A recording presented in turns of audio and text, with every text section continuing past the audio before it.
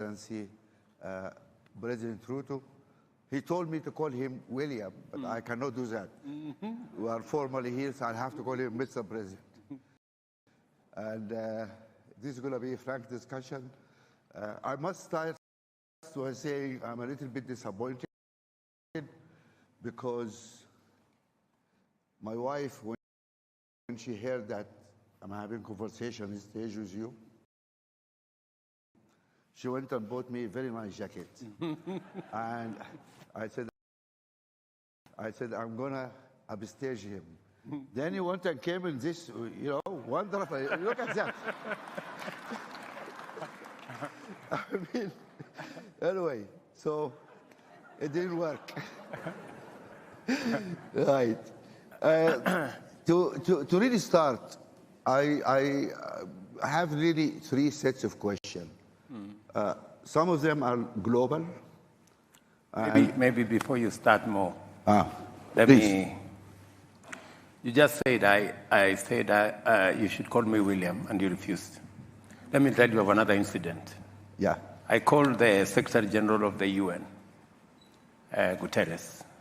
So I kept on telling him, "Oh, Your Excellency, Your Excellency," and then he told me, "Please, you have to stop calling me Your Excellency. Call me Antonio. Otherwise, I will also begin to call you Your Majesty." So I stopped. So nowadays call him Antonio. Yeah. Still, I'm going to call you Mr. President. It's not appropriate. We are in Kenya and we are in a formal meeting, and I believe it's live on TV, I think. So it should not be right. So I was just saying that we're going to talk about some global issues. As you know, most of our session today, or the whole conference, was about Africa and the world, our issue. And there were some wonderful speakers, amazing people, really. And I'm going to send you, I know you had other commitments, you wanted to come, but you couldn't. I'm going to send you the videos of these conversations because it's really good and useful. Then we're going to talk about the region, and then maybe a little bit about Kenya. So that's how we proceed, if you will. Now, you had been outspoken, traveled, and you make a statement about the global orders, about the debt, etc. Can you please tell us what is wrong with this architecture, the global architecture we feel, especially the financial architecture? What's wrong? Why are you unhappy with it? Well, first, you must understand that the current global financial system was set up against a certain context. Yeah. That context has since significantly changed. And therefore, it is struggling. The current financial system is struggling to respond to the challenges of the moment. Yeah. Countries, the whole system was set up around overseas development assistance, a financial system that was focused on prescription from the World Bank, IMF, and the institution. And sometimes those prescriptions went the wrong way. There wasn't room for emerging, frontier, new ideas on how to finance development. And as a result, you find that the system has not responded to frontier economies, emerging economies. A case, for example, is what happened in Greece. Yeah. It tells you there is something fundamentally faulty with the current financial system. While it is true that you can get overseas development assistance at 0.5%, concessional facilities at 0.5, whatever, but when you need real development resources, you have to go to the global financial market because you want to run your own development the way you know how. You end up with 10%, 12%, 15%. And it becomes impossible. It becomes impossible to finance any meaningful development. Meaning that from the beginning, from where I sit, from the beginning, the current international financial architecture is, to put it bluntly, rigged against those of us in the global south. Because we cannot meaningfully address our development needs using the financial resources from this architecture. The message from our panelists and eminent economists and wonderful people here was very clear. This cannot work. The rich borrow very cheaply. The poor pay incredibly. I describe it as, mafia type of rate of interest. And it's ridiculous how you do that. And the rating agencies actually who put us all as sub-investment grade and say, oh, because those guys are risky and fall, blah, blah, blah.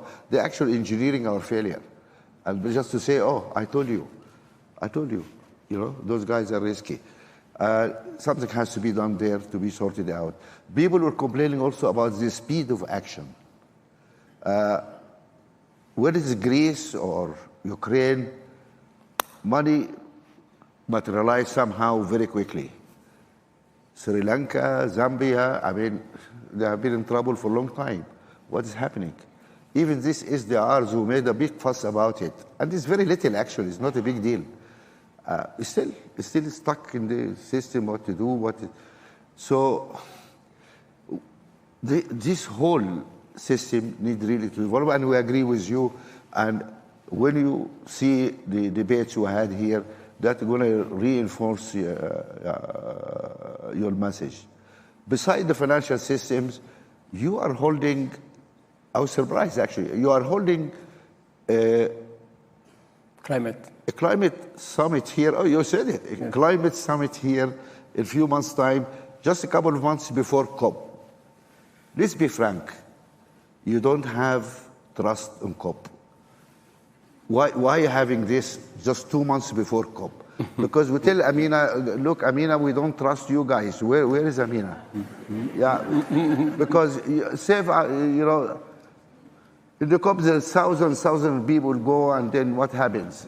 Then you find the Africans now have their own summit. And tell us your story. Why you want to have this summit? I don't want to put words in your mouth, please, so you don't get in trouble with her. More, before I answer to the Climate Action Summit, which is going to be between the 4th and the 6th of September, I wouldn't go as far as you said, mafia. I hope not. Yeah, you shouldn't. You're a president. I'm not. But I would say the following. I would say it is our responsibility. They say it is the wearer who knows where the shoe pinches. Yeah. So it is our responsibility to engineer the debate that will put on the table our perspective, our point of view on what kind of financial architecture, global financial architecture that would work not just for us, but for everybody. Yeah. Because it is true that you cannot continue to have the kind of inequalities that are there in the world, because that is why you have all this migration left, right, and center, and you can never have peace until everybody has peace. Yeah. Therefore, unless and until we have a financial system that works for everybody, that financial system, therefore, does not work for nobody. Yeah. Right? So it is the debate we must have, it's the conversation we must have, and we're not asking for an unreasonable conversation. As I said here yesterday, we are asking for a win-win architecture that brings on board everybody and does not price others using risk. Or Africa is risky, or this is risky, or In fact, we can authoritatively say Africa has the highest return of an investment. I don't know how that becomes risky. Let me come back to the climate. to climate. Why have this climate? We have, as a continent, as people from the global south, we have attended COP 26, 27, and the conversation has been a good conversation. We are focused on adaptation. We are focused on loss and damage and that conversation. From where I sit, that conversation is structured from somewhere.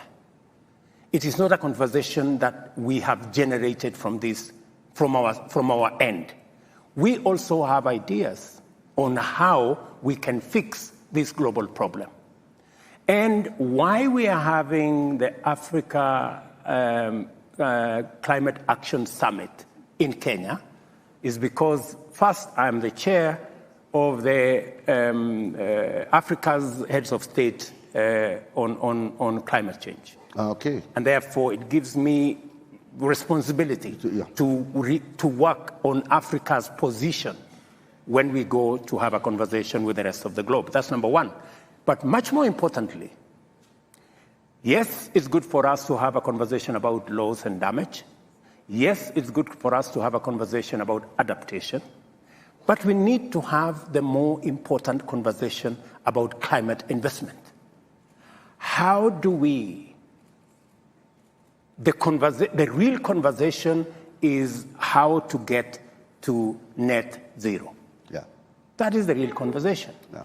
And investments on how to get to net zero, how to re-engineer the globe towards that direction.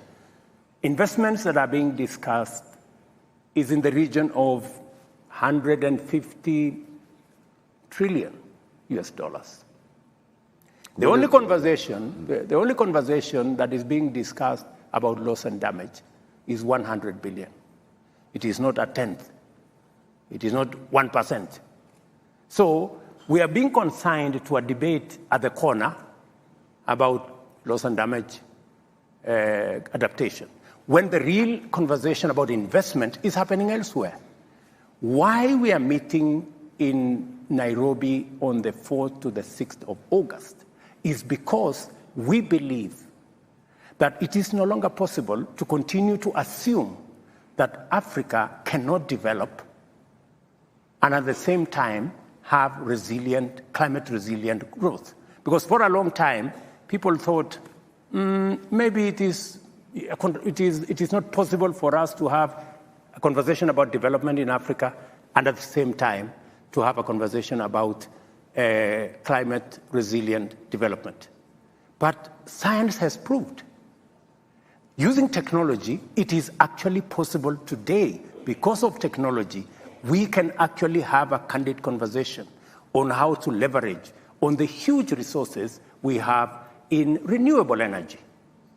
There were people who thought that it is not possible to decarbonize our manufacturing or to green our industrialization using green energy because it was expensive to have panels. It was expensive to have wind technology that could actually harness the huge resources we have in our continent to drive our development. But today, science and technology has proven that it is possible to unlock the huge potential of green energy in our continent, yes, not only to drive the greening of our manufacturing and industrialization in this continent, but in fact, the globe needs the resources we have in this continent. If at all, we have to make serious steps in ensuring that we save the world from fossil fuels. Yeah, but you see,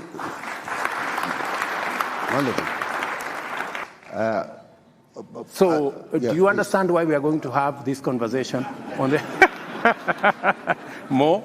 Yes, it is very important because we want the world to understand that we do not want to come to the table as victims. That's not what we want to do. We want to come, we have our own ideas. We believe we can make a contribution towards sorting out this global challenge. It's affecting us the most. We have contributed the least, but that is not the conversation. We are telling the globe that we have ideas on how to sort out this problem. And we want Africa to be part of the answer. We are not going to accept to continue to be labeled as victims. Good. But here is let me just be devil advocate. We have been talking about loss and damage, and those guys pretended they don't hear us. They don't want to accept any liability.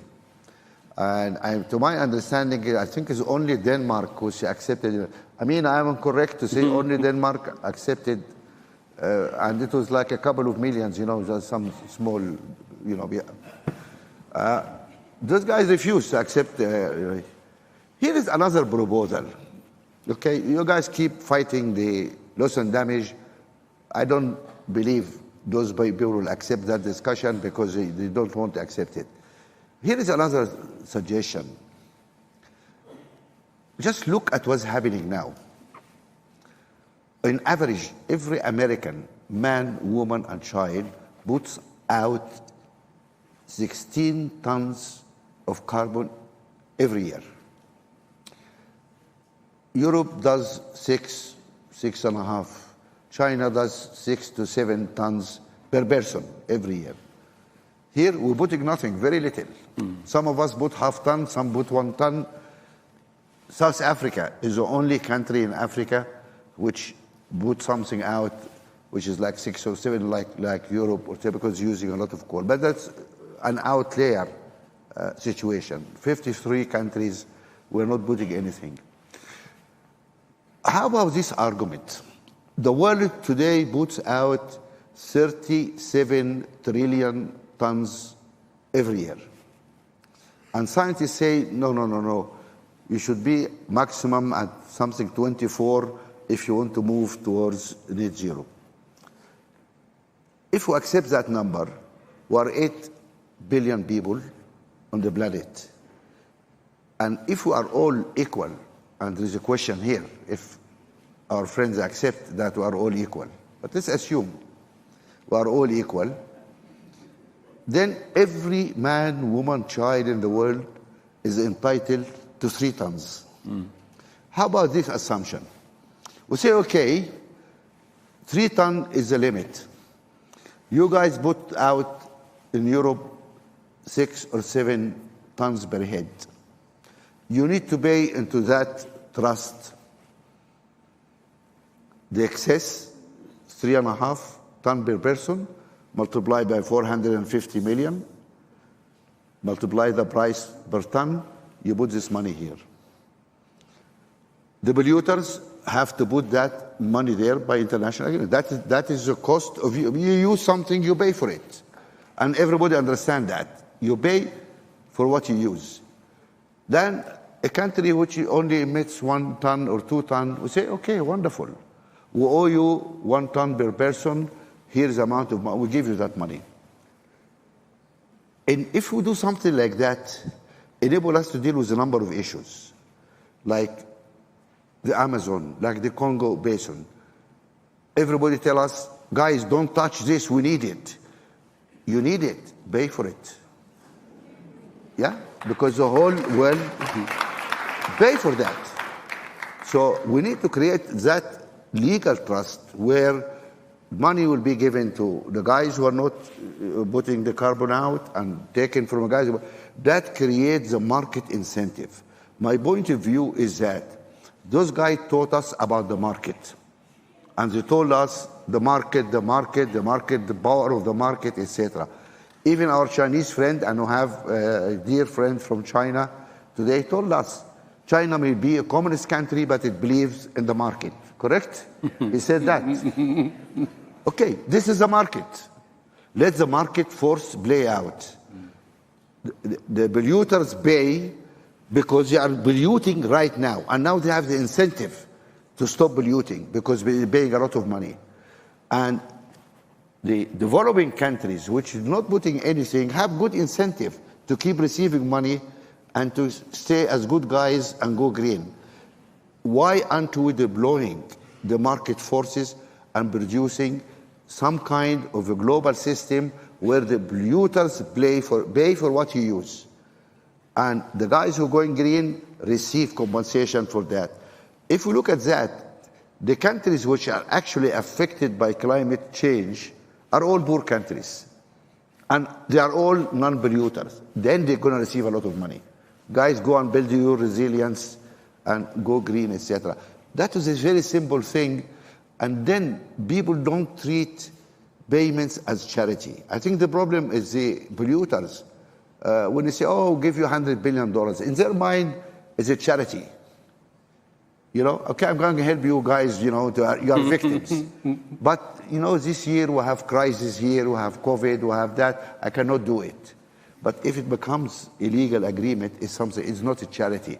You pay for what you use. Would that be something we Africans should advocate? We say, guys, just pay for what you're doing. Instead of thinking that you're giving us charity. It's not a charity. Anyway, something to think about. But what is important, I think, is to try in your summit to develop a coherent African voice. We need one coherent African voice. 1, 2, 3, 4. And instead of going with 54 very weak voices. That's how to amplify, and I really look forward for that. Thank you. So that was about climate, and we talked about the rigged financial system. Then actually, the global order, or maybe you call it now global disorder, things are different now. And polarization, you know, the things are changing around us. How Kenya is going to navigate now when you have all these competing powers and a lot of antagonizing going on between these powers? I imagine you are pulled this way and you are pulled that way and you pressured here, pressured. How are you going to navigate that to maintain the best path for Kenya? Well, I think you made a very powerful point. I don't know why you don't want me to respond to it, because... No, you're free to respond to anything. Did I stop him responding? You have the mic. Because you have made a very powerful point about emitters and what do we do about this whole space where we're having a conversation and it's not quite coming out, and it's looking like, as you put it, it's charity. We're trying to help those guys. They are victims. You know, they are affected. That kind of conversation. And I really wish what you're saying would happen, because Kenya would be among the countries we would be receiving a big check, because our grid is 92% green. So we would be looking at that opportunity. But because of the way things are, you know, and we have to be brutally realistic about what is it that we need to do. I think the first step, even before we go that far, is we need to do carbon pricing. Yes, absolutely. That's where we need to. Yeah, and what I'm suggesting is carbon pricing. Yes, we need to do carbon pricing. It must be understood so that it is empirical, it is scientific, that this amount of carbon amounts to this. Yeah. Step 2, we need to work on carbon markets. That is all we're asking. We need to work on carbon markets. And these carbon markets must be worked on with integrity. Yeah. Today, we have carbon markets at 10%, at 10 US dollars. We have carbon markets at 200 US dollars, depending on who it is, on what you think it is, on, you know, it's a floating. The integrity of the certificates. The integrity of the certificates is not guaranteed. We need to agree, because we are in this together. Yeah. And I think that the sooner we all realize that this is not us versus them, this is us on one side and existential threat on the other side, then we will put our act together. Once we work on carbon pricing, once we ensure that there is the carbon credits have integrity, yes. Once we work on carbon markets, then we move to the next stage, and we must, countries, continents like ours that are sequestering a lot of carbon, there must be a consideration, you know? I was having a conversation with President Museveni. He's a good old man. And we were having a conversation about what do we do? Excuse me, you said good old man? I'm not trying to cause trouble, but I just... I was having a conversation with him because he's my neighbor. I know. And I was in Uganda the other day. So we were having a conversation, and he was telling me how he's working on making sure that he gets the oil out of the ground. He's working on a refinery. He's working on a pipeline. In the context of all this fossil fuel climate change debate, and I was asking him, how are we going to, to marry what we're doing, what climate change? And he was saying, up and until somebody tells him why he cannot use his fossil fuels, and who is going to compensate him for not using his carbon fuel, while others have used theirs and developed their industries, then he will continue until somebody convinces him otherwise. I understand. And I find that conversation, you cannot argue with him. Those who are telling us don't exploit have developed beyond measure because of exploiting. And then, all I'm trying to say more is we seriously must have this conversation. I have taken the decision in Kenya that we are not going to exploit. We have oil in Turkana. We have worked with tallow oil, but we have said we will not go that direction because we want. But when we say we are not going, when we forgo our resources, what do we get for it? There must be a candid conversation. So what happens?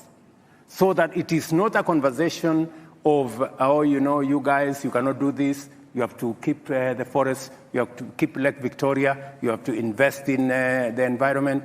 And we are doing all this so that what happens?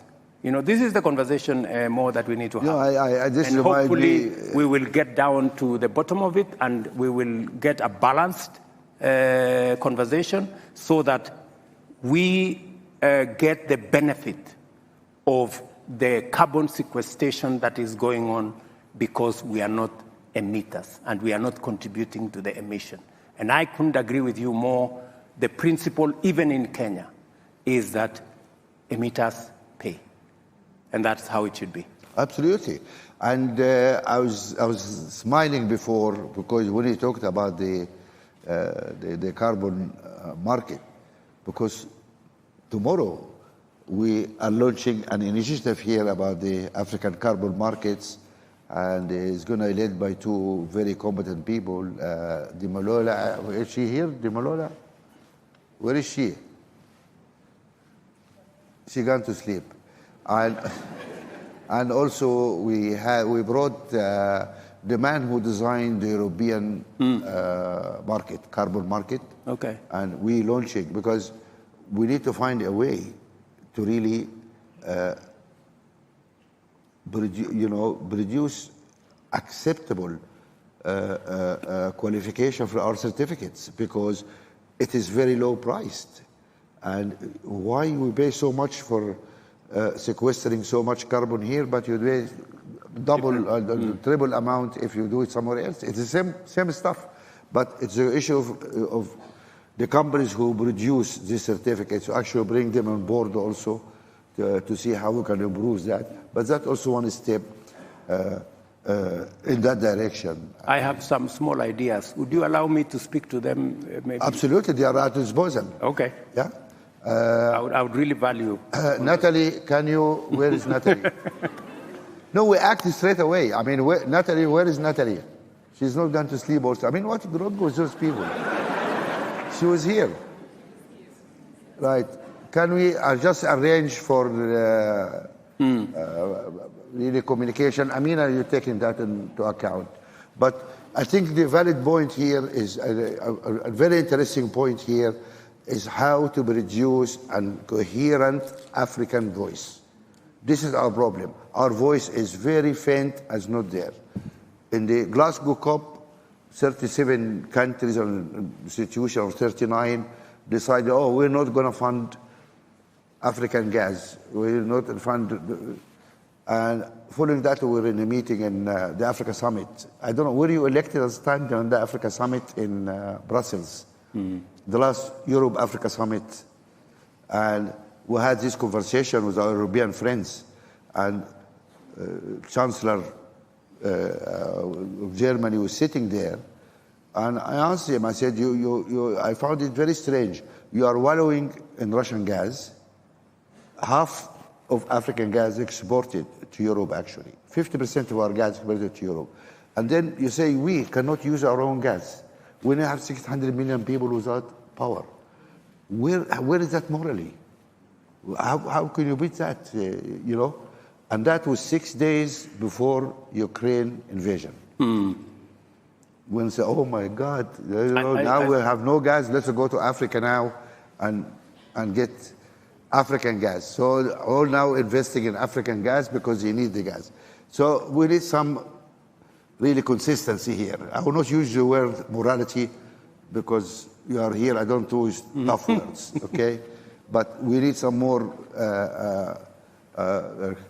here, Natalie, you're not, I thought you went to sleep. We need to, the initiative on the African carbon market, the president is interested to link with that because also of his conference, so unimportant. Can you please yes. sort it out? Thank you very much. Right, we'll move now a little bit from the global issues because I think we don't have much time, maybe, I don't know, to the region here. And if I look at the map, you are an island in a troubled neighborhood. Maybe Tanzania is good, is at least safe enough at the moment, and I hope to stay safe. But you have soldiers in 3 countries around you, people trying, peacekeepers to pacify things, etc. That may end up being 4. If we send people to my country in Sudan, we're going to need your soldiers, by the way, there sometime. Now, this is a tough situation for you because this neighborhood is not nice. Really, it's not nice. I mean, of course, beautiful countries, but what's going on is not nice. Does Kenya feel a little bit anxious? I mean, with all these things around you in the border, do you feel a little bit insecure here as Kenyan that with all these crazy guys around us, what's going to happen here? Well, it is true that we live in a tough neighborhood. Yeah. Because we have a 1,000-kilometer border with Somalia, which has not had a functional government for 40 years, 30-something years.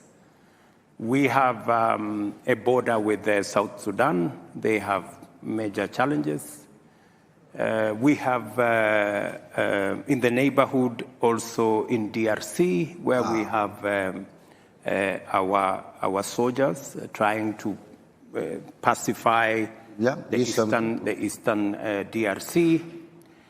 We take it as a responsibility because we know that our stability, our security is intricately intertwined with the stability of our region. Yeah.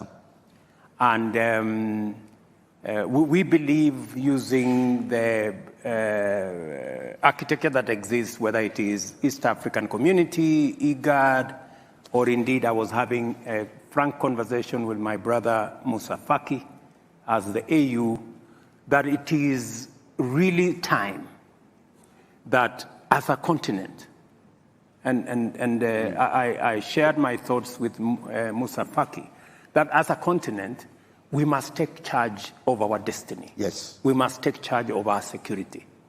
60 years after the formation of the Africa Union, we cannot continue to depend on Europe, the EU, the US, China, and I don't know which other place, to manage our own affairs. I think it is time. And that is why we took the decision in DRC. We didn't look for resources from, I don't know which organization. We used Kenyan resources. Wagner, you heard about Wagner?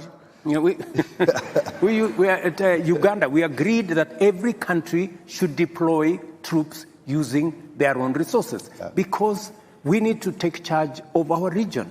These are our issues. We need to deal with the security of our region because if we do not deal with the security of our region, we are foregoing opportunities of investment, of job creation, of growing our economies, and we are basically working against ourselves. Without peace, there is no development. Absolutely. Absolutely. So, but let me ask you a question. Even the situation in Sudan, we were having a conversation, I know it's your country, we are having a conversation in Uganda day before yesterday. Yeah. And we were having the conversation on how IGAD, unfortunately the chairmanship of IGAD is currently in Sudan. So it becomes very difficult because... Here is Sudanese guy, make him chairman, yeah? In absence of a legal government, we volunteer this guy. In fact, when Sudan was given the chairmanship, it was because of Hamdok here, when it was a civilian government. But now we have a general, you know? So that is our region. So we were having that a candid conversation because we believe it is our responsibility. Yeah. We were having a conversation with Musa yesterday because we believe as... Wonderful, but instead of one country bearing the brunt, I mean, this is costly also. It is. Developing your boys to go and do this, I mean, it's very costly. There was a proposal many years ago, and correct me if I'm wrong, our chairman. You guys decided to have a standing army for Africa. And that was many years ago. Where is that army? Why? That was a decision made. People said, look, we need, if there is terrorists took place here, these guys took over this country, we need to have a ready standby force, which ready under the command of the African Union, and it will go and do it. And instead of sitting back, oh, France, come help, Britain, America, come help, why those guys should come and help us? They should why not. Should come and fight our fights? They should not come and help It's us. our own fights. And then we brag. We say we have half the world population in young people. Where are those young people? Go and fight your country. You know? And maybe we bring you the conversation. My brother Musa, tell us, where is your army? I think we should not disturb Musa. Musa, I perfectly understand. He's your friend. No, he's not. He perfectly understands. We have the wrong architecture in the management of the Africa Union. Yes. Yeah? I'm glad you said that. Yeah, okay, not me. Yeah. Musa Faki, who is the chair of our Africa Union Commission, can do very little because we have retained all the powers as heads of state. Right. And yet, you cannot run one country and run the continent of Africa. Right? We seriously need an interrogation of the management of the Africa Union. Today, we cannot even support Somalia. We are waiting for EU to give us $85 million. $85 million. You know? We cannot fund it as AU. It is stupid. I mean, my brother, it is madness. So the are you telling me 54 countries, 60 years after independence, they cannot manage 85 million to sort out Somalia, which has no government? Right? Let me. I just want to ask him. Sorry, I want to ask you a question. He's my brother, but we need to talk frankly. Answer of diplomat. Yeah, let us not put Musa in trouble.